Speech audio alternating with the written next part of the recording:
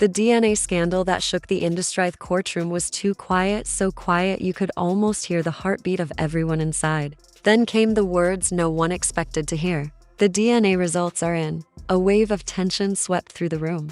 Every camera turned toward one woman, Shekinah, the woman who for years was known as Tiny Harris's best friend. But today, she wasn't just a friend. She was the center of the biggest celebrity scandal the industry had seen in decades. The DNA report didn't just hint at drama, it claimed something that could shatter one of hip-hop's most powerful families. It said Shekinah Anderson was the real mother of King Harris, the son of rap legend T. and Tiny Harris. For a few seconds, no one moved. Then whispers filled the air.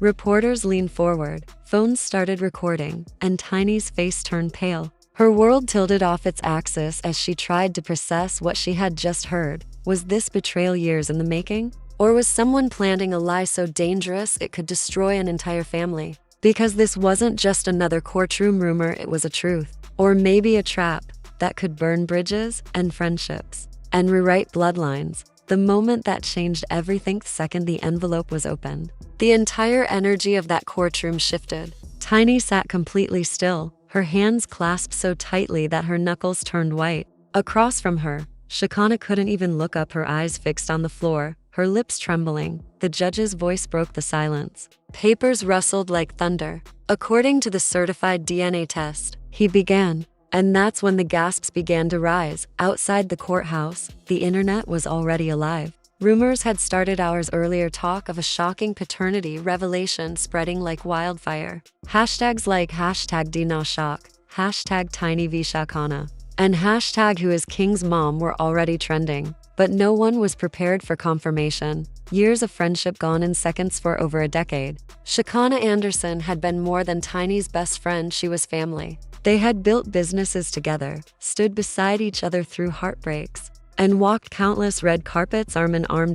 So when the judge read the words, Shekinah Anderson is the biological mother, it didn't just shake a friendship, it obliterated it. Tiny froze. Her heart pounded so loud it drowned out the noise around her. Across the room, T stood still, his jaw tight, his eyes dark with disbelief. Every memory flashed through his mind, the birthdays, the photos, the family vacations. Could it be true that the boy he'd raised, the son he'd proudly called his own, wasn't Tiny's biological child? None of it made sense. Shekinah finally looked up. Tears streamed down her cheeks. She whispered something too soft for the microphones to catch. Tiny's lawyer demanded answers, but Shekinah stayed silent, and somehow, that silence said everything. The internet exploded in minutes. Social media was on fire. Old clips of Tiny and Shekinah began resurfacing. Fans replayed interviews, analyzing every look, every laugh, every awkward pause, trying to find signs that something had always been off. Conspiracy theories multiplied.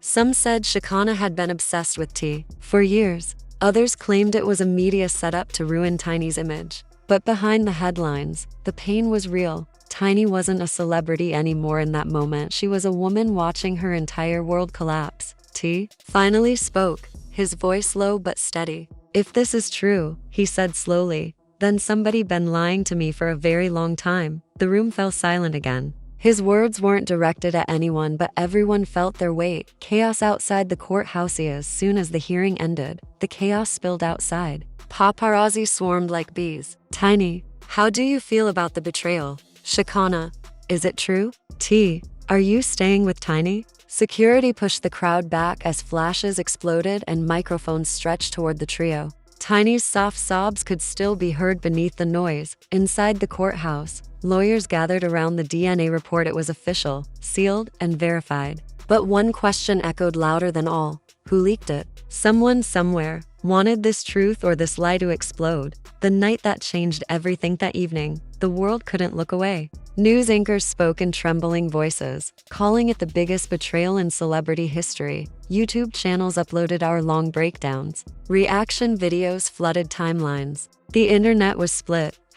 #Team Tiny versus #Team Shekinah. Then, King Harris himself broke his silence with one cryptic Instagram post. "Sometimes blood ain't what makes you family. The post sent shockwaves. People read between the lines, guessing, interpreting, but no one truly knew what he meant. Tiny spent that night alone in her hotel room, surrounded by silence and the soft glow of city lights. Her phone buzzed every few minutes with new headlines, new betrayals. She didn't know what hurt more, the DNA results or the thought that her best friend might have known the truth all along. A deeper mystery across town. Shekinah was hiding in her home. Friends said she hadn't eaten or slept in days. Some claimed she was preparing a statement. Others said she was receiving threats. But before she could speak, a new rumor hit the web. What if the DNA test wasn't real? Whispers of tampered samples, forged reports, and hidden motives began spreading online. Someone powerful might have been pulling strings, using both women as pawns in a much larger game. By morning, the headlines had shifted.